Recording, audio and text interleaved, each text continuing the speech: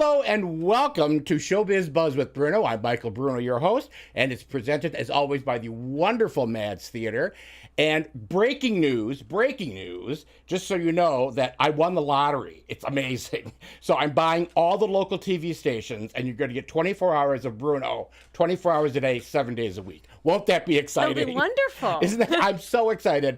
And it is April 1st, April Fools. Oh, well. But today, we are so excited. We have the very lovely and very talented and very busy Catherine Smith from Madison Opera with us today.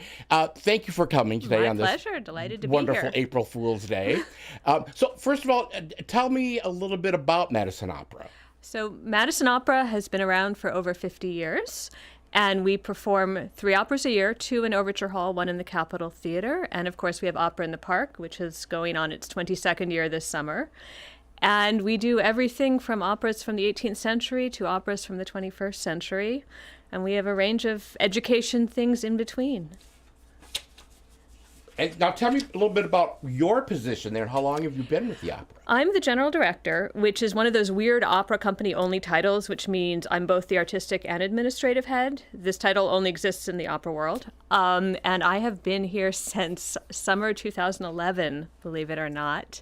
My second week on the job was Opera in the Park. So I started with Opera in the Park. And what do? I pick the operas, I pick who's in them, I figure out how we pay for them. I deal with pretty much, I like to say it's all my fault. And that's a good thing.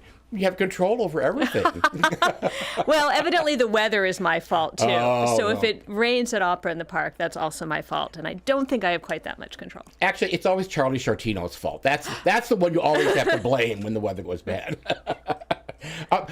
And what were your previous experiences? Where were you before you came to the opera? Before Madison Opera, I was the general director of Tacoma Opera in Tacoma, Washington, smaller company. Before that, I was at the Metropolitan Opera in New York, where I basically started a year out of college and worked my way up. Before that, I was actually at Chicago Lyric for one season, right before going to the Met. And then I had actually started working in opera when I was in high school. So between high school and sort of out of college, I worked for a handful of opera companies wherever I was. So I like to say this is the only thing I know how to do. And you've been doing it well, obviously, because you keep working. So what was it like working at the Met? That must have been just fantastic. It was amazing. I mean, the Met is the biggest opera company in the world. We did at the time 25 operas a year. Wow. The season would start with rehearsing 4 operas simultaneously in August so that it could open an entire season and go all the way through May. And there were something like 200 singers on the roster because you were doing that many operas. And it was amazing. I mean, you'd see some amazing performances. You'd see some Tuesday night Aidas, as we occasionally called them, and everything in between. But I also learned so much opera. I mean, I went in knowing a lot about opera, but the best way to learn opera is simply to go see it. And so, okay, we're doing Lady Macbeth of Mtsensk. I'm going to learn about Lady Macbeth of Mtsensk. I'm going to learn that it's a very strange opera. So yeah, it was a learning curve was a line straight up. And it was, I like to say somewhat that was my grad school. That's what I did with my 20s. And have you ever performed in an opera? Yes, sort of. Well, that's not true. Yes, literally. I fell in love with opera when I was a freshman in high school, and my youth choir was asked to sing in the children's chorus of Carmen at Seattle Opera. And the children's chorus and Carmen are in Act 1 and Act 4, which leaves a lot of time in between to watch. And I just fell in love with this art form. And of course, Carmen is a great opera to fall in love with. You've got dancing, you've got drinking, you have violence, you've got sex. I mean, it's perfect for a teenager. And so I just fell head over heels in love with the art form. That's amazing. That I forgot that it was 4 acts long. But it goes by in 4 hours, right? 3 hours and change. 3 hours and change. That's not bad. That's not bad at all. So tell us a little bit about your upcoming performances of Figaro. Yes. I mean, The Marriage of Figaro. Yes, we have The Marriage of Figaro starting rehearsal next weekend and performances April 28th and 30th. This is the show we were supposed to do 2 years ago. Aha. And we all remember why we didn't. And The Marriage of Figaro is just one of the greatest operas ever written. And it is, in fact, my favorite opera. So I'm really excited to be producing it. And it's a comedy, but it's a human comedy. There's what we think of as comedy with disguises and locked doors and all of those sorts of comedy. But I like to say the stakes are real. The people, the characters, what is happening matters to them. And ultimately, they're all seeking a happy resolution to their lives. And it takes place in one day. It's called One Mad Day. And it's about Figaro and Susanna, two servants, trying to get married, which they manage to do by the end of the day. The Count, their employer, wants to sleep with Susanna. His wife isn't happy about that. There are other characters with their own issues. Eventually it all works out, but there's comedy and real emotion along the way, I would say. And is it sung in Italian with subtitles, or is it sung in English? It is sung in Italian with supertitles. Supertitles are the greatest invention in opera since electricity. Sure. They were, believe it or not, really controversial when they came out in the 80s. I mean, there were people saying supertitles would ruin opera. The Metropolitan Opera at one point said they'd come to the Met over a certain person's dead body. And now we can't imagine doing opera without them. And that is amazing, because I really can't imagine, because a lot of people don't, it's wonderful to listen to it in its original, but sometimes you don't understand the text. No, in fact, often. I mean, and sometimes opera, let's be honest, is not the most subtle of art forms. So I like to say when the soprano has a dagger in her hand, she's probably mad. But it's better and it's funnier if you know what's actually being said. So the burning question is that I get all the time is, this is the Marriage of Figaro. Yet the song everybody thinks of is Figaro, which is actually the Barber of Seville. Yes. So what's the difference, and why do people confuse that? Well, they confuse it because of Figaro, but it all goes back to Pierre Beaumarchais. He wrote 3 plays that we now call the Figaro plays in the late 18th century. First was The Barber of Seville, which is the one we now know as what Rossini wrote, which has the Figaro aria in it. The sequel to The Barber of Seville that Beaumarchais wrote was called The Marriage of Figaro, and took the characters from The Barber of Seville and what they were up to about 3 years later. And that's what Mozart's opera is based on. But interestingly, so The Barber of Seville is 1775. Marriage of Figaro, the play, is about 1781. I'm going to get these slightly wrong. There was a very famous Barber of Seville opera at the time Mozart was writing, but it wasn't the one by Rossini. Rossini's opera actually comes like 30 years later. There was a much more famous Barber of Seville opera by a composer named Giovanni Paisiello, and that was very famous at the time Mozart was writing The Marriage of Figaro, and it was based on the same play. Is that ever performed? Probably in Italy. I think any American company that performed it would find that people showed up expecting the Figaro aria. As we all do. As we all do. It is evidently supposed to be a really good opera. And in fact, jumping to Rossini's time, when Rossini wrote his Barber of Seville, it wasn't very popular because everyone was angry that he'd written something that Paisiello had already written better in their minds. Wow, that's fascinating. Have you ever listened to that? To the Paisiello? No, I have not. Is there like a recording? Oh, I'm sure there somewhere? is. I'm sure there is. It's got to be on YouTube somewhere. Everything's on YouTube. Everything's on YouTube. Yeah. We're on YouTube. And I completely lost my train of thought. It was going to be something on the long line. Oh, and of course, we all became opera lovers because of Bugs Bunny. Oh, absolutely. Yeah, and not What's Upper Dock is the Wagner, Mm-hmm. and The Rabbit of Seville, which is set to the Barber of Seville overture, is just so brilliant. It's genius. I mean, and what a way to expose young kids to opera And adults. And adults. No, very, very true. I mean, I still to this day, whenever I, hear or see something that's on the Cartoon Network or something, I have to tune into it. Yeah, agreed. I mean, the amount of classical music that were in those cartoons back then were just astounding. And the orchestrations. I mean, the orchestrations are really absolutely brilliant. Well, yeah, they had real orchestras playing them. I mean. So let's talk a little bit about who's in your cast of the show. Sure. So Figaro stars, everyone in the cast has been with us before. The Susanna is Jasmine Habersham, who actually made her debut in what we called our digital Opera in the Park Summer 2020. I like to say, we worked together before she ever was here in person. And then she was Eurydice and Orpheus in the Underworld last spring. And this will be her first Susanna, and she says it's her dream role, so it'll be exciting.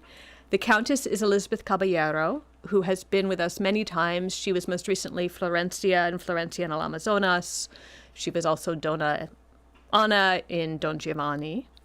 The Figaro is Matt Bowler, who has also been with us many times. He was Leporello in that Don Giovanni.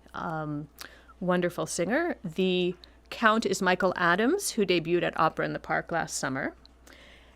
The Carabino is local. She's Kirsten Lippert, who was one of our studio artists pre-pandemic, and she has a new little baby. So yeah, it'll be wonderful to have her. And then, thinking through the cast, the Marcellina is Margaret Gavriziak, who also debuted at Opera in the Park last summer, and who has sung this role many times and very well. I'm really excited to have her in it.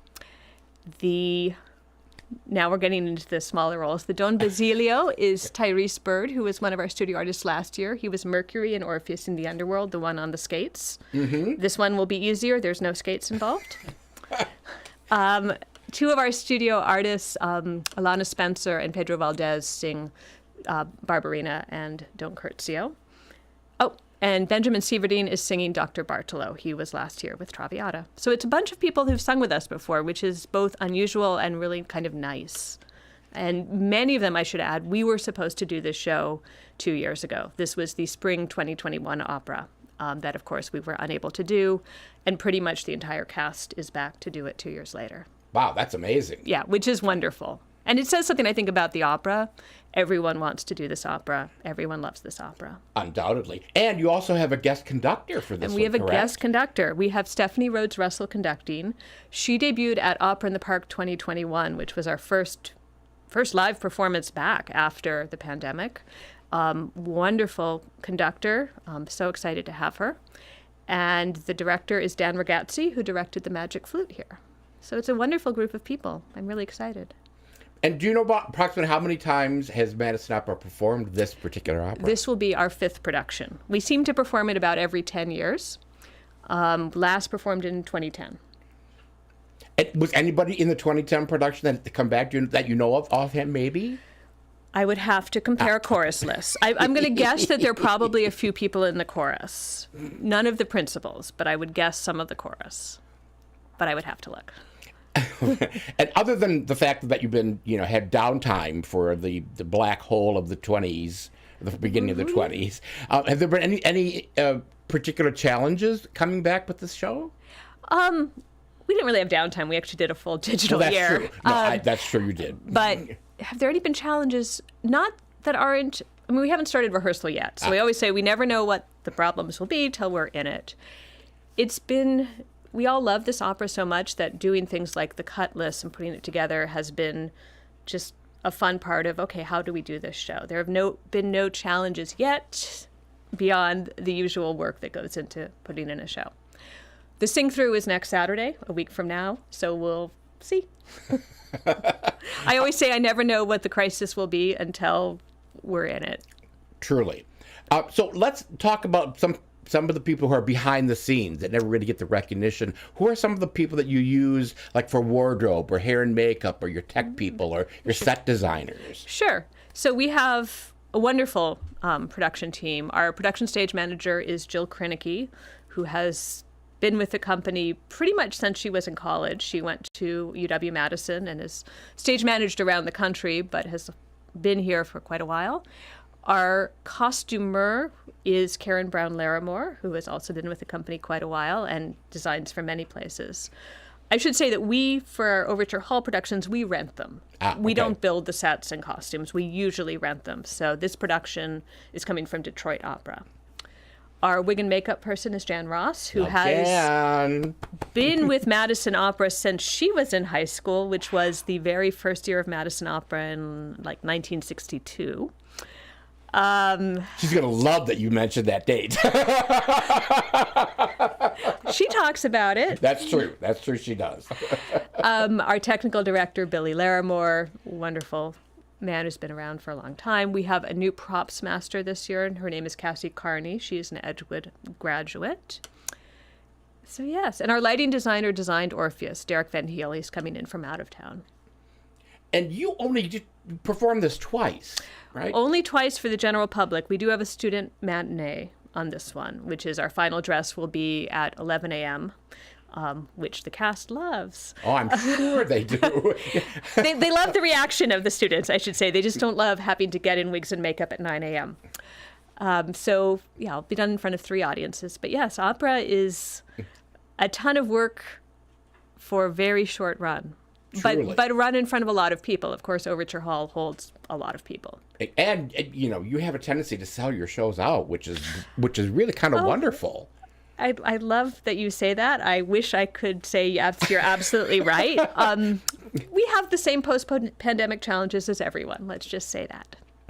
Well, if you've never gone to an opera and you don't know anything about the opera, go to see Madison Opera, because it is, the quality and the performance and everything is so high caliber that, and this is a great opera. This is a great opera to into. start with. It's Mozart. The music is everything. It is a comedy.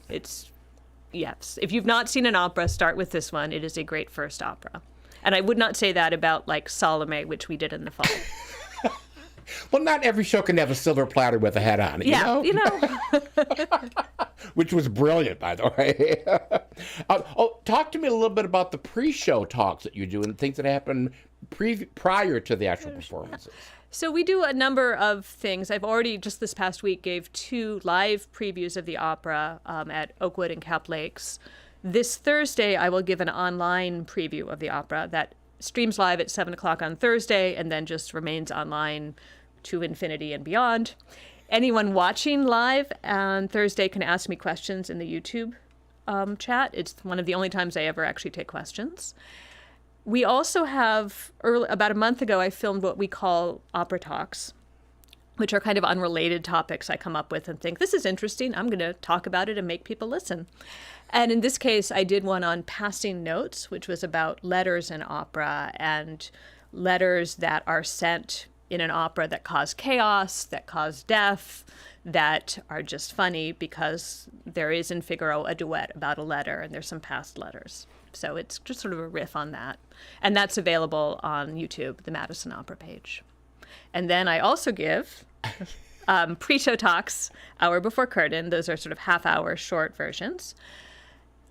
The week before we open, the Sunday before, we have something called Opera Up Close, which is live at our Madison Opera Center downtown. And that is me talking for the first part, but then there's an artist roundtable. So that's the one time all of the principal singers and the conductor and director basically talk about the show themselves. And that's in person on the Sunday, whatever that is, the Sunday before we open. And are you doing Out at the Opera for this production? No. Well, boo. I love Out at the Opera. I love when you do Out at the Opera. So, you're not busy enough that you have to do the things you have to do to get the production up. You have all these other pre-show things. So how do you keep your energy up for all this? And how do you keep it straight in your head? Well, coffee helps a great deal. Yes. My staff could say I go through a pot of coffee a day. So how do I keep it straight? I'm actually a paper calendar person. I very much function on a bunch of different kinds of calendars and just knowing what has to happen by when. And the thing about writing the preview talks is once I've written one of them, it gets easier to do the others. They're variations of the same thing. I will say the first time I'm writing a preview of a show, it probably takes me 40 hours. But then I do variations.